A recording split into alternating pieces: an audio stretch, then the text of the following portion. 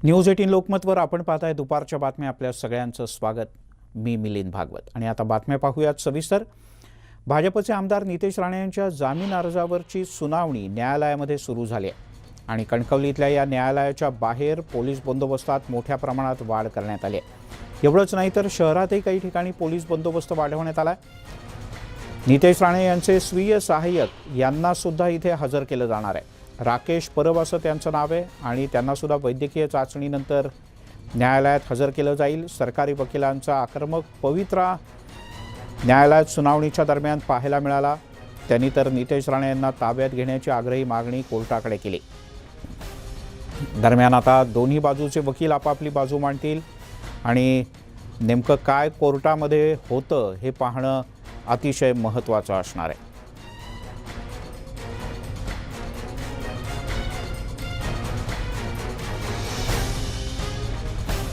अजित मांढरे आपले प्रतिनिधी आपल्यासोबत आहेत. अजित, काय आणखीन अपडेट्स आहेत कोर्टातल्या? मिलिंदजी, थोड्याच वेळात सुनावणीला सुरुवात होईल. सुनावणीचा पहिला टप्पा जो होता, या पहिल्या टप्प्यामध्ये सरकारी वकील प्रदीप घरत आणि नितेश राणे यांचे वकील जे आहेत सतीश माने शिंदे यांच्यामध्ये जोरदार शाब्दिक चकमक झालेली आहे. ही चकमक अशा करता म्हणतोय कारण का सरकारी वकील प्रदीप घरत यांनी सुरुवातच केली होती की ज्या पद्धतीनं नितेश राणे यांनी जामीन अर्ज केलेला आहे तो एक पद्धतीनं न्यायालयाचं दिशाभूल करणारा जामीन अर्ज आहे. कारण का सुप्रीम कोर्टाच्या आदेशानुसार सर्वात आधी नितेश राणे यांना न्यायालयामध्ये शरण येणं गरजेचं होतं, शरण अर्ज करणं गरजेचं होतं आणि त्यानंतर त्यांनी जामीन अर्ज केला पाहिजे होता. पण तसं न करता त्यांनी थेट जामीन अर्ज केलेला आहे. याच मुद्द्याला धरून प्रदीप घरत जे आहेत विशेष सरकारी वकील यांनी थेट न्यायालयामध्ये हे स्पष्टीकरण केलं की नितेश राणे यांनी तात्काळ न्यायालयाला शरण यावं आणि त्यानंतर पुढची प्रक्रिया सुरू करावी. यावर सतीश माने शिंदे जे आहेत आमदार नितेश राणे यांचे वकील जे आहेत त्यांनी देखील युक्तिवाद केला की सरकारी पक्षाचं जे काही म्हणणं आहे, जे काही प्रश्न आहे, या प्रत्येक प्रश्नाची उत्तर आम्ही देऊ. हे सगळं झाल्यानंतर सर्वोच्च न्यायालय असेल, मुंबई उच्च न्यायालय असेल यांचे विविध निकाल जे होते म्हणजे खानविलकर सुनावणीचा निकाल असेल किंवा बाफना खटल्याचा निकाल असेल, हे सगळे निकालांचे दाखले देत जवळपास 2 तास त्यांनी युक्तिवाद केला. या युक्तिवादामध्ये त्यांनी एकच सांगण्याचा प्रयत्न केला, ते म्हणजे ज्यावेळी ही घटना घडली त्यावेळी नितेश राणे हे मुंबईमध्ये होते. ज्या व्हॅनिटी व्हॅनचा उल्लेख केला जातो की ज्या व्हॅनिटी व्हॅनमध्ये हा कट शिजला, ती व्हॅनिटी व्हॅन त्यांची नसून मुंबईतल्या एका इव्हेंट मॅनेजरची आहे. ती व्हॅनिटी व्हॅन माझ्याकडून ताब्यात घ्यायचं असं पोलीस म्हणतात, पण ती माझ्याकडे नाही आहे, ती त्या इव्हेंट मॅनेजरकडे आहे. त्याचा जबाब देखील पोलिसांनी नोंदवलेला आहे. जे 7 फोन माझ्याकडे आहेत असं पोलीस म्हणतात, त्यातले फक्त 3 फोन नंबर पोलिसांनी दिलेले आहेत. त्यातला एक फोन जो आहे जो 7 वर्षापूर्वीच मी सरेंडर केलेला आहे, जो आता मी वापरत नाही, कोणी तिराहित व्यक्ती वापरते, त्याचा अहवाल देखील आम्ही दिलेला आहे. ज्या दिवशी घटना घडली त्या दिवशी नितेश राणे हे मुंबईतल्या विधानसभेमध्ये होते, त्याचा देखील रेकॉर्ड जो आहे तो सर्व न्यायालयामध्ये आज जे नितेश राणे यांचे वकील आहेत त्यांनी दिला होता. एकंदर जी घटना घडलेली आहे या घटनेनंतर पोलिसांना जे सहकार्य करायचं आहे ते सहकार्य नितेश राणे यांनी केलेलं आहे. ते स्वतः मोबाईल घेऊन गेले होते, पण त्यांनी कुठलाही मोबाईल त्यांचा चेक केला नाही किंवा तो मोबाईल जमा करा असं सांगितलेलं नाही. याचा अर्थ पोलिसांना हे सगळं जे आहे हे एका सर्टन घटनेनंतर पुन्हा म्याव घटनेचा उल्लेख जो आहे तो आज नितेश राणे यांच्या वकिलांनी न्यायालयामध्ये केला. हे फक्त एकच प्रकरण आहे. म्हणजे अजित, असं म्हणता येईल की जे काही नितेश राणे यांच्या संदर्भात आक्षेपाचे मुद्दे असू शकतात ते सगळेच आक्षेपाचे मुद्दे म्हणजे विधानभवनाच्या बाहेरचं म्याव असेल, ते थेट हल्ल्याच्या वेळेला झालेलं कथित संभाषण, कारण ते झालं का नाही आपल्याकडे हे नाही, पण पोलिसांचं असं म्हणणं आहे की ते झालंय. तू राहाच आपल्यासोबत. विशाल रेवडेकर आपले प्रतिनिधी सिंधुदुर्गातनं आपल्यासोबत जोडले गेलेत. विशाल, कणकवलीमध्ये सध्या काय वातावरण आहे? सर, ज्या पद्धतीत आपण आता संपूर्ण जिल्ह्याची परिस्थिती पाहतोय, तर ज्या पद्धतीत सिंधुदुर्गमध्ये नितेश राणे हे नाव गाजत आहे, त्याचप्रमाणे त्याच नावाशी रिलेटेड राकेश परब हे नाव देखील चर्चेत येते. राकेश परब हे सकाळी आज कणकवली पोलीस स्टेशनमध्ये हजर झाले. आता त्यांना काही वेळातच कणकवली दिवाण न्यायालयात हजर करतील आणि त्यानंतर जी संपूर्ण बरं, आपण संपर्क तुटला आहे, पण आपण काही क्षणात पुन्हा त्यांच्याशी संपर्क साधू. अजित आहे आपल्यासोबत. अजित, नेमकं किती वेळ ही सुनावणी चालेल? आता सुरुवातीच्या टप्प्यात दोन्ही बाजूंनी आपला युक्तिवाद पूर्ण झाला आहे का आणखीन युक्तिवाद पूर्ण व्हायचा आहे दोन्ही बाजूंकडचा? नाही, फक्त नितेश राणे यांच्या दोन्ही वकिलांचा म्हणजे सतीश माने शिंदे आणि संग्राम देसाई या दोघांचा युक्तिवाद पूर्ण झालेला आहे. साधारणपणे 2:45च्या सुमारास त्यांचा युक्तिवाद संपला. त्यावेळेस सरकारी वकील जे आहेत यांनी त्यांचा युक्तिवाद सुरू करताच न्यायाधीश जे आहेत त्यांनी असं म्हटलं की आता जेवणाची वेळ होत आहे, त्यामुळे पुढचा भाग जो आहे सुनावणीचा तो जेवणाच्या सुट्टीनंतर आपण करावा. त्यानुसार कोर्ट जे आहे ते काही काळ थांबलं होतं. थोड्याच वेळात कोर्टात पुन्हा सुनावणी सुरू होईल. माझ्या मागे हे जिल्हा सत्र न्यायालय सिंधुदुर्ग आहे. हे न्यायालय, या न्यायालयामध्ये सुनावणी सुरू आहे. न्यायाधीश जी.व्ही. रोठे यांच्या या न्यायालयामध्ये ही सुनावणी सुरू आहे. आणि सुनावणी सुरू असताना ज्या पद्धतीनं आम्ही पाहिलं की कार्यकर्त्यांची फार मोठी फौज या ठिकाणी जमली होती. नितेश राणे त्यासोबतीने त्यांचे मोठे बंधू जे आहेत निलेश राणे हे देखील कोर्टामध्ये उपस्थित होते. कशा पद्धतीने सुनावणी होईल किंवा सुनावणीत काय होईल ही सगळी चर्चा ते वकिलांची करत होते. आणि पोलीस जे आहेत आता नितेश राणे यायचे आहेत त्यामुळे कार्यकर्ते आलेले नाहीत, पण दोन्ही वकील जे आहेत ते वरती गेलेले आहेत. आणि सर्व सुनावणी जे आहे सुनावणी जेव्हा सुरू होते किंवा नितेश राणे जेव्हा येतात तेव्हा शेकडो कार्यकर्त्यांची फौज जी आहे या ठिकाणी जमा होते. आणि या सगळ्या पार्श्वभूमीवरती आता सुनावणीला थोड्याच वेळा सुरुवात होईल. मगाशी मिलिंदजी विशालजी माहिती देत होता, राकेश परब हा जो नितेश राणे यांचा पी आहे, ही ह्या प्रकरणामध्ये सिंधुदुर्ग पोलिसांना मिळालेली एक खूप मोठी पाऊल किंवा ही खूप मोठी एक त्यांचं यश म्हणावं लागेल. कारण का जो तक्रारदार आहे तक्रारदाराने जो आरोप केलेला आहे त्याच पद्धतीनं पोलिसांच्या तपासामध्ये समोर आलेलं आहे. त्यानुसार राकेश परब याच्या मोबाईलवरूनच 36 वेळा फोन केले गेले होते. जे आरोपी आहेत या प्रकरणामध्ये अटक आहेत, ज्यांनी हल्ला केलेला आहे त्यांच्या संपर्कामध्ये राहण्याकरता जवळपास 36 फोन कॉल झाले होते. राकेश परब याचाच फोन वापरला होता.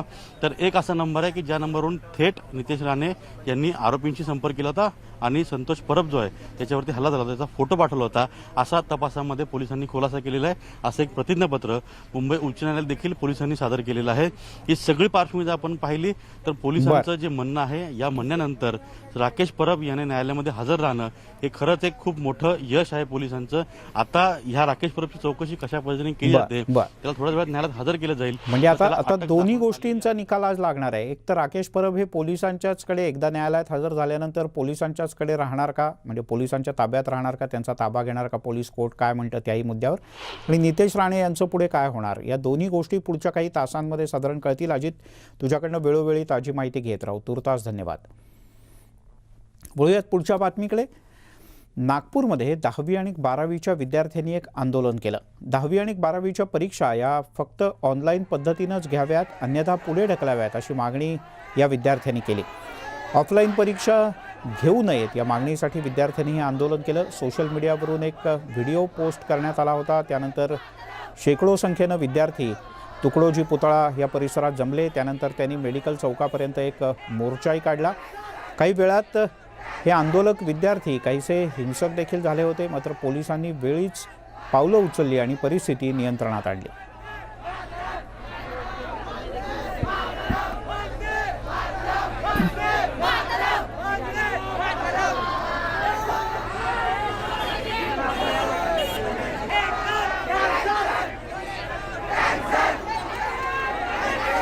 तुषार कोहळे आपले प्रतिनिधी आपल्यासोबत आहेत. तुषार, कुठून ही मागणी पुढे आली आणि कसे एवढे शेकडोंच्या संख्येने विद्यार्थी जमले इथे?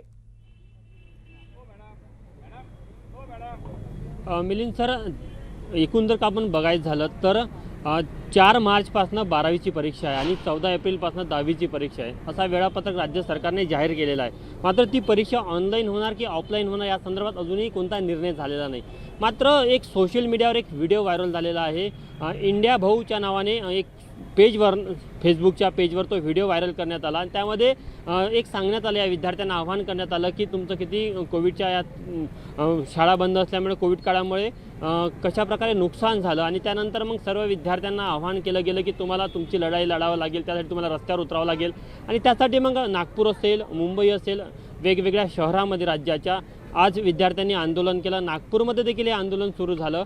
साधारण 1 वाजताच्या सुमारामध्ये तुकडोजी पुतळा चौकामध्ये हे विद्यार्थी जमायला सुरुवात झाले होते आणि त्यानंतर 2 वाजेपर्यंत हे विद्यार्थी मेडिकल चौकात आले. मेडिकल चौक येथपर्यंत हे सर्व विद्यार्थी रस्त्यामध्ये काही प्रमाणात आक्रमक झाले, हिंसक वळणावर जात होते. तेव्हा वेळीच पोलिसांनी मध्ये हस्तक्षेप केला. खरं तर पोलिसांना देखील या आंदोलनाची कल्पना नव्हती आणि एकाएकी सर्व हजारोच्या संख्येने विद्यार्थी आले कुठून, हा एक महत्त्वाचा प्रश्न आहे. आपल्यासोबत काही विद्यार्थी आहेत, त्यांना आपण विचारूया की नेमकं हे जे इथे आंदोलनामध्ये सहभागी झाले त्यांना कॉल कोणी दिला होता आणि त्यांच्या काय मागण्या आहे. तुम्ही त्या आंदोलनामध्ये आले होते, नेमकं कोणी तुम्हाला कॉल केला होता? किसी ने कॉल नहीं किया था, हमने हिंदुस्तानी बाबू का वीडियो देखे थे। उनने बोले थे कि मतलब न्याय मिलना चाहिए, जैसे ऑनलाइन बच्चों को ऑनलाइन पढ़ाई की है तो ऑनलाइन पढ़ाई तो आप एग्जाम्स भी ऑनलाइन लीजिए, क्योंकि पढ़ाई जो की है वो सिर्फ 1 महीना या 2 महीना करा है, उससे ज़्यादा कराया नहीं। तो इतना वास्ट कोर्स इतने कम टाइम में पढ़ना ना स्टूडेंट्स के लिए पॉसिबल नहीं है। टीचर्स ने भी इतने अच्छे से ऑनलाइन में पढ़ा नाही पाया, फास्ट कोर्स बस कंप्लीट करा है। नागपूर शहरातल्या सगळं महाविद्यालयामधले सगळे विद्यार्थी होते। हिंदी में बात कर सकते हैं? नागपुर के अलग अलग स्कूल के सब स्टूडेंट है क्या ये? हाँ, सब अलग अलग स्कूल के स्टेट बोर्ड के जो एग्जाम्स है वो कैंसिल कराना चाहिए। जैसे सीबीएसई बोर्ड में 2 टर्म्स हुए थे, उनका टर्म 1 हुआ, उनका टर्म 2 कैंसिल हो गया, तो स्टेट बोर्ड का भी कैंसिल करना चाहिए। अच्छा, मेरे को एक बात बताइए, लेकिन आप ऑनलाइन पे ही क्यों अड़े, ऑफलाइन क्यों आपको पसंद नहीं क्या? ऑफलाइन इसलिए नहीं क्योंकि जो अपनी पढ़ाई हुई थी ना हमारी वो ऑनलाइन हुई थी, तो उसमें कुछ बच्चों को समझता था, कुछ बच्चों को नहीं समझता था, तो उस कारण ऑफलाइन। मेरे को एक बात बताइए कि इतने सारे सैकड़ों के संख्या में स्टूडेंट आए, आपका किसका कॉल है? आप हिंदुस्तानी भाव का नाम का वीडियो आया और आप सब आए, लेकिन किसी ने कोऑर्डिनेट तो किया होगा? ऐसे कोऑर्डिनेट नहीं कह सकते, लेकिन मतलब लड़के लोगों ने ग्रुप बना लिया है। अब ग्रुप में लड़के लोगों की यूनिटी होती है, तो वैसे हो गया। और हिंदुस्तानी भाव के इससे नहीं है, हम अपने ले आए क्योंकि उसकी आइडियोलॉजी हमें सही नहीं लगती। अच्छा, बाकी ऐसा है कि डिले करे, कैंसिलेशन नहीं भी मिला पर डिले होना चाहिए, क्योंकि पढ़ाई उतनी बेहतर हुई नहीं है, ये बताने वाली बात है नहीं, तो डिले होना चाहिए, एक सहूलियत मिले। स्टेट गवर्नमेंट में अगर देखा जाए तो स्टेट गवर्नमेंट सिर्फ तारीख डिक्लेयर की है, एग्जाम ऑफलाइन होंगी या ऑनलाइन होंगी इसके बारे में अभी तक कोई निर्णय नहीं हुआ। फिर आप लोगों ने कैसे तय कर लिया कि एग्जाम ऑफलाइन होंगी करके? तय नहीं कि हम चाहते हैं, हमने बस अपना मत रखा है। लेकिन पहले सरकार का तो डिसीजन आने देना चाहिए था ना। हाँ, वो बात सही है, लेकिन हम बता दें कि हमें ये चीज़ चाहिए, क्योंकि हमारे पे भी वो गुजरा है ना, क्योंकि हमने भी पढ़ाई ऑनलाइन हुई है। अच्छा, मेरे को एक बात, जो गांव में बच्चे पढ़ते हैं जिनको ऑनलाइन एग्जाम देने की फैसिलिटी नहीं, फिर उन्होंने क्या करना चाहिए? उन्होंने ऑनलाइन पढ़े होंगे ना, उन्होंने ऑनलाइन कहीं से पढ़े होंगे। अच्छा, अब जिसने पढ़ा नहीं हो तो एग्जाम देगा ही नहीं। मतलब मेरे को एक बताइए, आप सरकार को निवेदन देने का जो तरीका था, जिस तरह से आप अभी आप 10वीं और 12वीं के ही विद्यार्थी लेकिन हिंसक हो गए, क्या लगता है आपको, आपका रास्ता सही था? नहीं, रास्ता सही नहीं था, बट सरकार को भी समझना चाहिए। अभी जैसे हर किसी के घर में सुविधा नहीं होती कि वो बच्चा ऑनलाइन पढ़ पाए, तो सरकार जब बोल रही है कि आप ऑनलाइन शिक्षण मतलब करें, ऑनलाइन पढ़े, तो फिर उनको समझना चाहिए कि जब आप ऑनलाइन पेपर्स नहीं ले सकते तो हमको ऑनलाइन पढ़ा कैसे सकते हैं। लेकिन सरकार ने तो डिसीजन लिया ही नहीं ना अभी तक। सरकार बोल सकती है कि ऑनलाइन होगा, सरकार ने सिर्फ तारीख डिक्लेयर की ना। हाँ, तो हमारा वही सरकार से निवेदन है कि या तो थोड़ा डिले करिए या तो कैंसिल कर दीजिए। लेकिन सरकार का निर्णय आने के पहले आप लोगों ने आंदोलन किया, तो बहुत सारे लोगों को इस आंदोलन के बारे में शंका होती है। सर एक्चुअली ऐसा है कि पढ़ाई ऑनलाइन हुई नहीं है, हाँ, और 1 महीना बचा है, तो सर बच्चे फिर पढ़ाई करें, या तो उनको थोड़ा मतलब पहले बता देना चाहिए कि बच्चे फिर उस हिसाब से प्रिपेयर कर रहे हैं। आप आज बोल रहे हैं ऑनलाइन होगा, कल बोल रहे हैं ऑफलाइन होगा, तो बच्चे उस हिसाब से फिर प्रिपेयर रहने चाहिए। आपको क्या लगता है, बहुत सारे बच्चे जब आंदोलन चल रहा था वो रहते कि कोविड की लहर चलो है, तो लहर में उनका भी जान को खतरा है, वो बात सही है। लेकिन मेरे को एक बात बताइए कि सरकार को निर्णय क्यों नहीं लेने दिया पहले? सरकार के निर्णय आने के पहले ही आंदोलन क्यों हुआ? सरकार अपने डिसीजन चेंज करते जा रही है हर बार, मतलब जो भी डेट आ रही है उसमें मतलब अलग अलग डिसीजन मिल रहे हैं। कभी बोल रहे हैं कि इस तारीख को होंगी, कभी बोल रहे हैं कि 15 फरवरी के अंदर अंदर बताएंगे। ऐसा मतलब गोंधड़ होता है, समझते तुम्हें? तो उसमें क्या हो गया है कि जितने भी मतलब लड़के हैं वो लोग मतलब अभी डिप्रेस्ड भी है एग्जाम की वजह से, क्योंकि एग्जाम बहुत पास है। और मिलिंद सर, आपण समजू शकतो, या विद्यार्थ्यांच्या भावना समजू शकतो, मात्र महत्त्वाचा विषय की अजून सरकारने कोणता निर्णय घेतलेला नाही, फक्त तारखा जाहीर केलेल्या आहे. आणि तारखा जाहीर झाल्यानंतरच हे विद्यार्थी आक्रमक झालेले आहे. आणि ज्या प्रकारे हे विद्यार्थी म्हणजे नागपूर असो, मुंबई असो, वेगवेगळ्या शहरामध्ये एकाएक जमले आणि जे हिंसक झाले, त्यामुळे या आंदोलनावर देखील प्रश्नचिन्ह उपस्थित होते. विद्यार्थ्यांच्या मागण्या वाजवी असेल, त्यांचं म्हणणं सरकार ऐकून घेईल, पण त्यांनी जो आज मार्ग निवडला, 10वी आणि 12वीचे सर्व विद्यार्थी होते, अत्यंत हिंसक होते. प्रशासना असं आहे तुषार की खरं तर या परीक्षा ऑफलाईन पद्धतीने होतील असं सरकारने यापूर्वी सांगितलं आहे. आणि काल शिक्षण मंत्री वर्षा गायकवाड यांनीही स्पष्ट केलं की 10वी आणि 12वीच्या परीक्षा ठरलेल्या तारखांनाच होणार आणि ऑफलाईन पद्धतीनंच होणार. पण तरीही हे विद्यार्थी का इतके अस्वस्थ झाले हे कळायला काही मार्ग नाही. तुर्तास धन्यवाद. तिकडे बीडमध्ये 10वी आणि 12वीच्या विद्यार्थ्यांनी रॅली काढत बोर्डाची परीक्षा ऑफलाईन न घेता ऑनलाईन घेण्याची मागणी केली. याबद्दल विद्यार्थ्यांनी जिल्हाधिकाऱ्यांच्याकडे एक निवेदन दिलं. राज्यात एसटी बंद असल्यामुळे ग्रामीण भागातील विद्यार्थ्यांना परीक्षेसाठी वेळेवर पोहोचता येणं शक्य नाही असं या विद्यार्थ्यांचं म्हणणं होतं.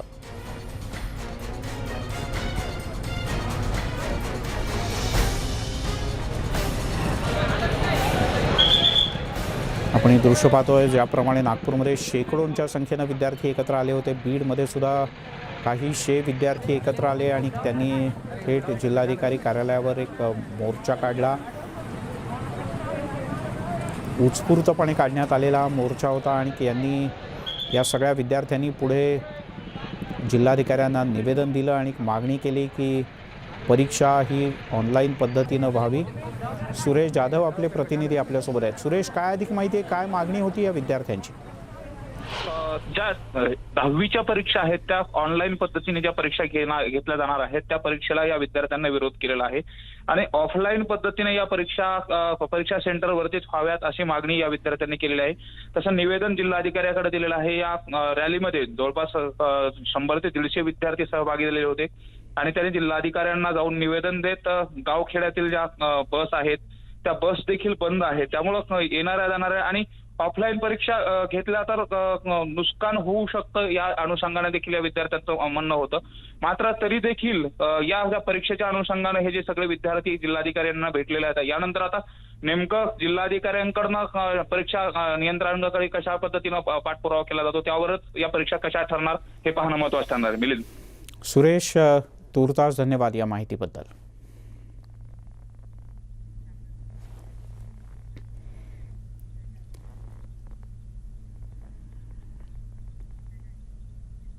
यासोबतच दुपारच्या बातम्यांमध्ये घेऊयात एक छोटासा ब्रेक नंतर अन्य काही महत्त्वाच्या बातम्या.